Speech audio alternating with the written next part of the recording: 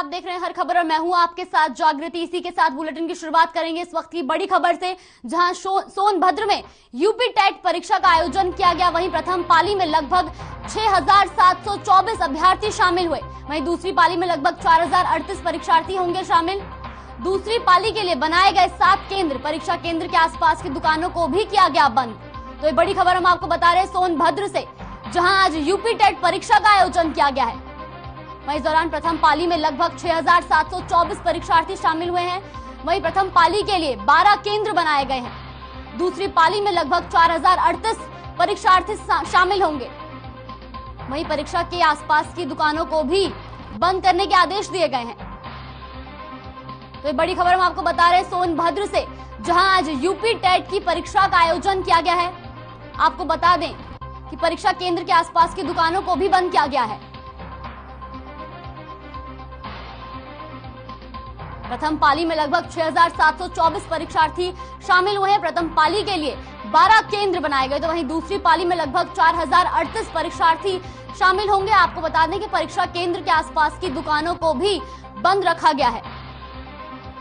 तो आज सोनभद्र में यूपी टेट की परीक्षा का आयोजन किया गया। वहीं प्रथम पाली के लिए 12 केंद्र बनाए गए। तो वहीं दूसरी पाली में लगभग 4,038 परीक्षार्थी शामिल होंगे।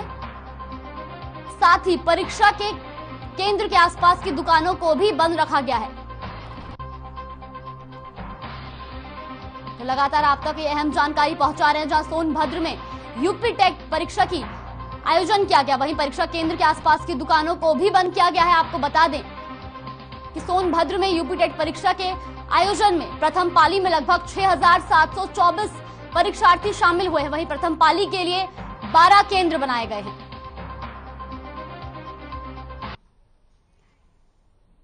खबरों में आगे बढ़ते हैं, जहां साल 2022 के चुनावी समर में डिप्टी सीएम केशव प्रसाद मौर्य ने सिराथू में अपने दूसरी पारी की शुरुआत करने से पहले मां शक्तिपीठ का दर्शन किए। आपको बता दें कि जन्मदात्री के चरणों का वंदन किया। वो हेलीकॉप्टर से तकरीबन 11 बजे पहुंचने वाले थे, लेकिन खराब मौसम और बूंदाबांदी के चलते वो लखनऊ से उड़ान नहीं भर सके, जिससे वो सड़क मार्ग से होते हुए मां शीतला धाम पहुंचे। वहीं उन्होंने सपा के मुखिया अखिलेश यादव पर भी तंज कसते हुए कहा कि अखिलेश उम्मीदवारों के नाम को छिपा रहे हैं, लेकिन जनता जानना चाहती है कि उन्होंने कितने गुंडे, माफिया, भ्रष्टाचारी को टिकट दिया है। साथ ही उन्होंने चुनाव पर कहा कि प्रदेश में कमल हर हाल में खिलेगा।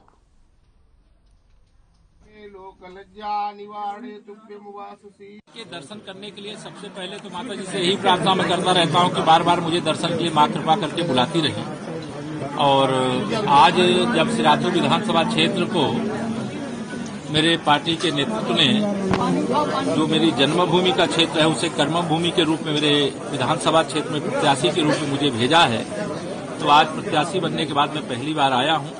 तो आज माँ के चरणों में प्रणाम करके, माँ का आशीर्वाद लेकर के सिराथू सहित कौशाम्बी की तीनों सीटों सहित उत्तर प्रदेश में 300 से अधिक कमल फिर से खिले। जो सुशासन, विकास, गरीब कल्याण, किसान कल्याण की तमाम सारी जो योजनाएं चल रही हैं, उसको हम आगे बढ़ा सके, इसी संकल्प के साथ, इसी मनोरथ के साथ माँ के दरबार में आए हैं। और मुझे पूर्ण विश्वास है माँ की कृपा जरूर प्राप्त होगी। वहीं अगली खबर लखनऊ से है, जहां कैबिनेट मंत्री ब्रजेश पाठक हजरतगंज के बापू भवन पहुंचे और आयोग के दिशा निर्देश अनुसार चुनाव का प्रचार किया। साथ ही प्रचार के दौरान लोगों को केंद्र और राज्य सरकार की तमाम योजनाओं से रूबरू कराया और लोगों से अपील की कि यूपी में बीजेपी की सरकार बनाने में उन्हें भारी बहुमत से जिताएं।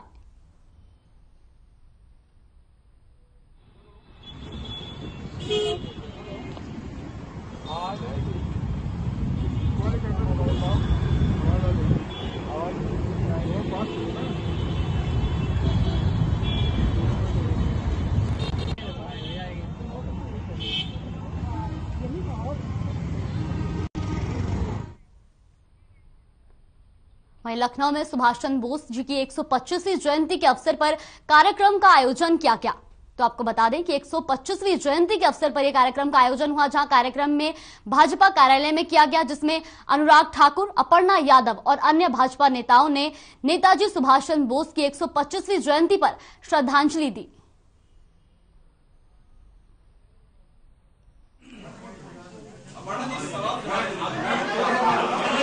श्री योगी आदित्यनाथ जी का मैं बहुत बहुत धन्यवाद देती हूँ कि उन्होंने नेताजी ने क्या आशीर्वाद दिया पढ़ना, ये तो बता दीजिए आप। भारतीय जनता पार्टी सदस्यता ग्रहण करी है और अब मैं लाइब्रेरी सदर से चुनाव लड़ने जा रही हूँ। और अगर बात महिलाओं की करें तो अमूमन मैं क्षेत्र में भी यही कहती हूँ, आज भी यही कहूंगी कि बीजेपी की जो भी योजनाएं रही हैं, जो पॉलिसीज रही हैं, चाहे वो उज्ज्वला योजना हो, चाहे वो इज्जत घर जो बने हैं, चाहे वो जो कॉलोनीज आ रही हैं महिलाओं के नाम पे आ रही हैं, अधिकतर जो हमारी योजनाएं हैं वो महिलाओं के लिए हैं और जो डायरेक्ट उनके खाते में पैसा पहुंच रहा है, चाहे वो पेंशन योजना हो, आप सबको पता है कि 500 से लेके 1000 कर दिया गया है हमारा पेंशन स्कीम, चाहे वो श्रमिक कार्ड धारकों के लिए जो योजना है, जो पैसे सीधे उनके खाते में जा रहे हैं, इससे ज्यादा महिला सेंट्रिक योजनाएं कभी भी किसी सरकार ने नहीं की। सारी योजनाएं जो है 80% योजनाएं जो है मैं मानती हूँ वो महिलाओं के हित में बनाई जा रही है। आदरणीय अर्चना मिश्रा जी का, जो प्रदेश की महामंत्री हैं। इससे ज्यादा वहीं अमेठी में कोर्ट के आदेश पर स्थानीय पुलिस और मजिस्ट्रेट की उपस्थिति में 10 माह बाद अब कब्र खोदकर किशोरी की शव निकाला गया। 14 मार्च 2021 को 11 वर्षीय नाबालिग बालिका फांसी के फंदे से झूलती मिली थी। मृतका की मां ने गांव के 4 लोगों पर दुष्कर्म करने के बाद हत्या कर शव लटकाने का आरोप लगाया था, लेकिन पुलिस ने कोई कार्रवाई नहीं की थी, जिसके बाद पीड़िता ने कोर्ट का सहारा लिया।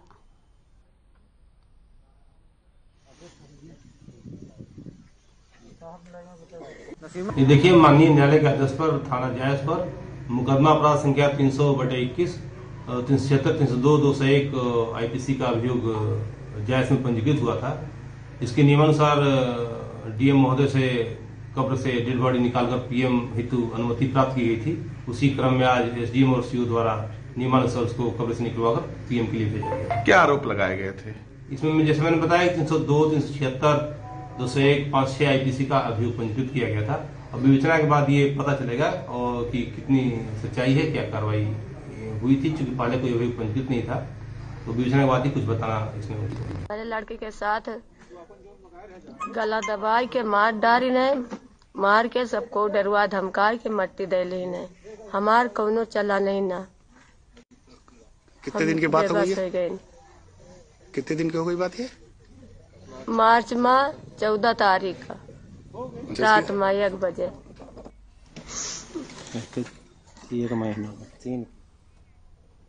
वहीं कालटांडर से लखनऊ जाने वाली प्राइवेट बस अयोध्या थाना क्षेत्र में नगर के बीच एक ट्रक से टकरा गई। भीषण टक्कर में बस के परखच्चे उड़ गए।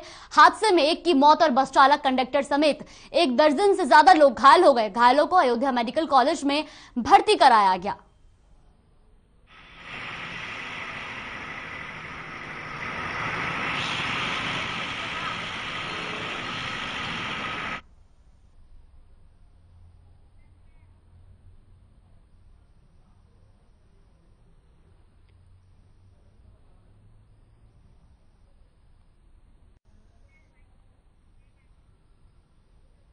उत्तर प्रदेश के सीएम योगी आदित्यनाथ कोविड के निरीक्षण के लिए बुलंदशहर पहुंचे, जहां उन्होंने कहा कि हमने अवैध बूचड़खाने को बंद करवाया है। साथ ही प्रदेश के सरकार ने प्रदेश में एंटी रोमियो स्क्वाड का भी गठन किया है।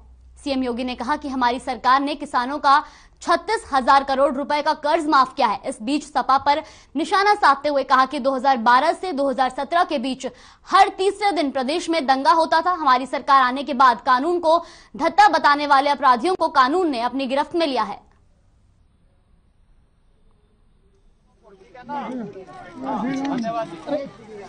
भारतीय जनता पार्टी ने पूरे प्रदेश के अंदर अपने जनसंपर्क अभियान को आगे बढ़ाने का कार्य किया है। हमारे राष्ट्रीय अध्यक्ष जी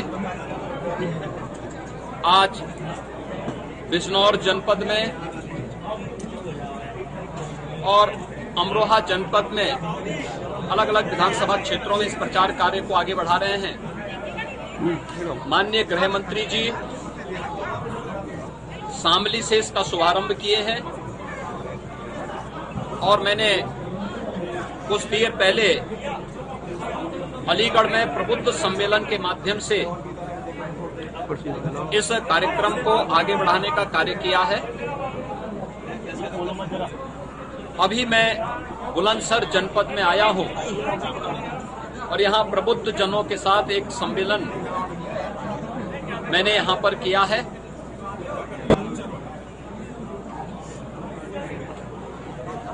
इस सदी की सबसे बड़ी महामारी के दौरान ये चुनाव हो रहे हैं।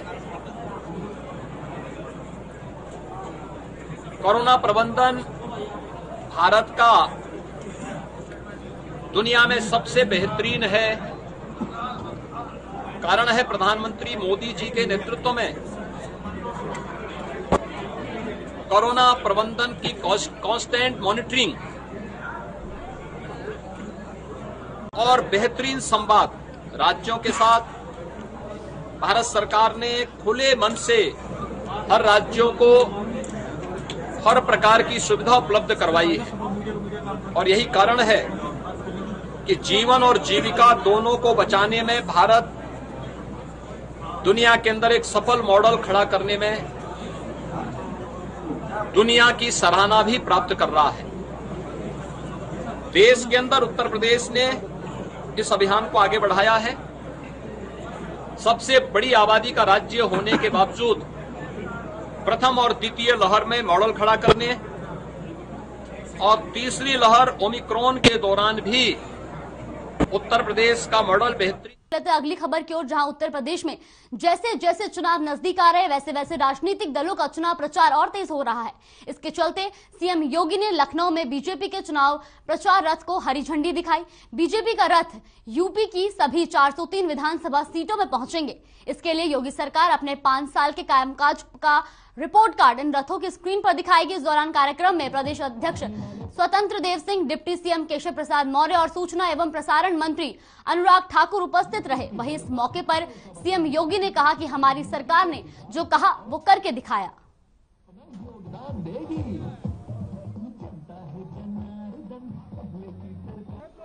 अग्रणी अर्थव्यवस्था के रूप में प्रदेश की 25 करोड़ जनता के जीवन में खुशहाली लाने के जिस नए अभियान के साथ आगे बढ़ी है, यह डबल इंजन की सरकार का लाभ बात स्पष्ट हम सबको दिखाई दे रहा है। सबका साथ, सबका विकास, सबका विश्वास और सबके प्रयास का एक प्रतिफल प्रधानमंत्री मोदी जी के मूल मंत्र को अंगीकार करते हुए भारतीय जनता पार्टी की डबल इंजन की सरकार गांवों के विकास के लिए, गरीब के उत्थान के लिए, किसानों के जीवन में खुशहाली लाने के लिए, नौजवानों के रोजगार के लिए और मातृशक्ति की सुरक्षा के लिए पूरी प्रतिबद्धता के साथ कार्य कर रही है। हमने जो कहा सो करके दिखाया। हमने विकास सबका किया, लेकिन तुष्टीकरण के लिए कोई जगह नहीं। इस संकल्प के साथ हम लोग आगे बढ़े हैं और एक बार फिर से प्रदेश की जनता जनार्दन का आशीर्वाद प्राप्त करने के लिए जब हमारा ये प्रचार अभियान प्रारंभ हो रहा है, इंद्रदेव भी अपनी कृपा हम सब पर बरसात के रूप में कर रहे हैं। मैं इस अवसर पर आप सबका एक बार फिर से अभिनंदन करता हूं और इस प्रचार अभियान के शुभारंभ के अवसर पर भारतीय जनता पार्टी के इन सभी लाखों कार्यकर्ताओं को हृदय से बधाई देता हूं, अपनी शुभकामनाएं देता हूं और आप सबके प्रति भी अपनी मंगल में शुभकामनाएं व्यक्त करते हुए जनता जनार्दन के आशीर्वाद की इस अपेक्षा के साथ इस प्रचार अभियान का शुभारंभ हम लोग कर रहे हैं। धन्यवाद। जय हिंद, भारत माता की। वहीं लखनऊ में समाजवादी पार्टी के अध्यक्ष अखिलेश यादव ने प्रेस कॉन्फ्रेंस की है। अखिलेश यादव ने सपा कार्यालय में प्रेस कॉन्फ्रेंस की है। क्या कुछ कहा है अखिलेश यादव ने, आइए आपको सुनवाते हैं। आज तारीख 22 है, 22 में सरकार बननी है, इसीलिए 22 लाख का। लेकिन अगर आईटी सेक्टर में ठीक से काम किया जाएगा, इसलिए मैंने केवल एक जगह का उदाहरण दिया आपको। आईटी हब लखनऊ में कई जगह बन सकते हैं, बरेली में बन सकता है, आगरा में बन सकता है, गाजियाबाद में, नोएडा में पहले से है। तो अगर कोशिश की जाए तो कई जगह आईटी सेक्टर में, आईटी सेक्टर से जुड़ी हुई आईटी सर्विसेज कितनी है। और आप देखिए आज आज आप ऑनलाइन कंडे मंगा सकते हो, ऑनलाइन आप भैंस गाय खरीद सकते हो। तो आईटी किस क्षेत्र में नहीं पहुंच गया है? कितने ऐप्स बन रहे हैं, स्टार्टअप ऐप्स देखिए कितने बनाए जा रहे हैं। याद कीजिए हमारी सरकार में सबसे फैसला लिया था कि स्मार्टफोन दिए जाएंगे। अगर सरकार की नीयत साफ होती तो 1 करोड़ से ज्यादा उस समय भी रजिस्टर हो चुके थे बच्चे जो फ्री स्मार्टफोन पाते, लेकिन सरकार ने 5 साल नहीं दिए स्मार्टफोन। उत्तर प्रदेश में जनता समाजवादी पार्टी की तरफ देख रही है और जनता जो बदलाव चाहती है उसके साथ समाजवादी पार्टी खड़ी है। वो अभी जब मैनिफेस्टो जब आएगा तो तमाम बिंदु कवर होंगे। ये इसीलिए मैंने कहा कि केवल आईटी सेक्टर के बारे में मैं कह रहा हूं जिसमें नौकरी और रोजगार मिल सकते हैं। तो केवल आज एक सेक्टर के बारे में बात की, लेकिन जब मैनिफेस्टो आएगा तो आप ये जो सवाल उठा रहे हैं उन चीजों को भी शामिल करने जा रहे हैं। देखिए, जब से पिछले 4.5 साल से मुख्यमंत्री जी बिजली के कारखाने का नाम रट रहे थे, नहीं रट पाए। इसलिए उनके पास जो शब्द हैं जो रटे हैं वही बोल सकते हैं। वो केवल एक कहा कि आगरा है, बरेली है, या आजमगढ़ हो सकता है, बनारस हो सकता है, आपका गाजीपुर हो सकता है। जब एक्सप्रेस वे गाजीपुर तक पहुंच गया है और अगर हमारी समाजवादी पार्टी का जो पुराना मैनिफेस्टो था जो 2017 में था, अगर आप उसमें देखेंगे तो कई जगह हम लोगों ने शहर चिन्हित करके कहा कि इनमें भी आईटी हब बन सकते हैं। तो क्यों नहीं पूर्वांचल में जा सकता है? और पूर्वांचल में जरूरत है क्योंकि ट्रेनिंग इंस्टीट्यूट जरूरत है। 12th के पास करने वाले बच्चों को क्या नौकरी रोजगार मिल सकते हैं, उसकी अगर ट्रेनिंग मिल जाएगी तो वो रोजगार और नौकरी पा सकते हैं। इसलिए इस तरह की आईटी हब्स पूर्वांचल में और लखनऊ से आगे भी ले जाना पड़ेगा तो कोशिश होगी, ले जाएंगे और जो भी सहूलियत देनी पड़ेगी वो सहूलियत देंगे। मुझे याद है कि नोएडा और गाजियाबाद से आगे नहीं ये बढ़ते थे। कम से कम पिछली सरकार में समाजवादी लोग लखनऊ तक ले आए। अगली बार हो सकता है झांसी तक चले जाएं, अगली बार हो सकता है गाजीपुर तक चले जाएं। कम से कम डबल इंजन की सरकार को कुछ काम आगे बढ़ाना चाहिए था। इसलिए जिन्होंने काम रोका, विकास रोका, खुशहाली रोकी, उनको हटाना है। और निष्पक्ष की बात यहां तक है कि ये कैसे पता था भारतीय जनता पार्टी को कि उन्हें एलईडी वैन्स की जरूरत पड़ेगी? उन्हें कैसे पता था कि उनके पास ऐसे व्यवस्था हो जहां से वो डायरेक्ट स्पीच दे सकें मिनिस्टर्स के घरों में या उनके संगठन के लोगों में? इसका मतलब उन्हें पहले जानकारी थी, इसीलिए उन्होंने सब तैयारी कर ली थी। ये आरोप हमारा है और केवल अधिकारियों का नहीं, बहुत सारी जानकारी भारतीय जनता पार्टी को पहले ही पता लग जाता है। और हमारी कोशिश होगी और लगातार शिकायत करेंगे कि ऐसे अधिकारी या ऐसे लोग जो बैठे हुए जो भारतीय जनता पार्टी के बनकर के काम कर रहे थे वो हटाए जाएं। बिना उनके निष्पक्ष चुनाव नहीं हो पाएगा। वहीं कांग्रेस की राष्ट्रीय महासचिव प्रियंका गांधी ने बड़ा ऐलान किया है। उन्होंने कहा, ट्वीट करते हुए लिखा कि प्रतियोगिता परीक्षाओं के आवेदन के लिए कोई शुल्क नहीं लगेगा और हर भर्ती का अपना एक कैलेंडर होगा। हम उत्तर प्रदेश के युवाओं को एक मजबूत एवं उज्जवल भविष्य देंगे। हम भर्ती प्रक्रियाओं में युवाओं के बीच भरोसा कायम करेंगे।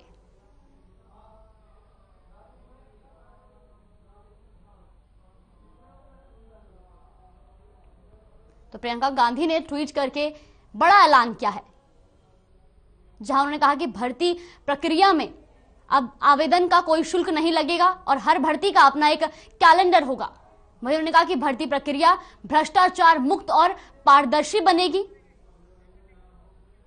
वहीं यूपी कांग्रेस कमेटी रविवार को सोशल मीडिया प्लेटफॉर्म पर उत्तर प्रदेश के सभी बेरोजगार युवाओं को आमंत्रित करेगी, जिसमें पिछली सरकारों से उनकी नाराजगी को नोट किया जाएगा ताकि कांग्रेस उन मुद्दों पर कार्य कर सके। इस दौरान नसीमुद्दीन सिद्दीकी का भी बयान सामने आया है। उन्होंने कहा कि प्राथमिक विद्यालयों में 1,500 भर्ती की जाएगी, वहीं उच्च शिक्षा में 8,000 पद भरे जाएंगे।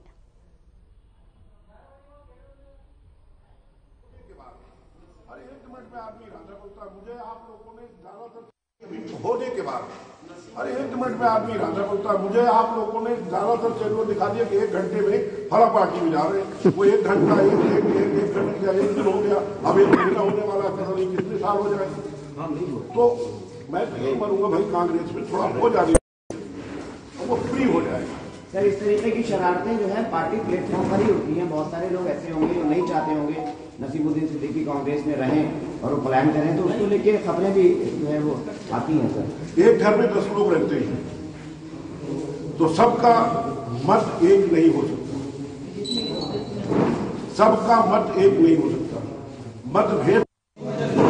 मीडिया बंधुओं का मैं वेलकम करता हूं और जैसा कि हमारे वाइस चेयरमैन साहब ने कहा कि मौसम विपरीत है, उसके बावजूद भी आप बारिश और इस ठंड में हमारे प्रोग्राम को हमारी प्रेस कॉन्फ्रेंस करने आए। फिलहाल के लिए अपना उत्तर प्रदेश में बस इतना ही। खबरों में बने रहने के लिए देखते रहिए हर खबर।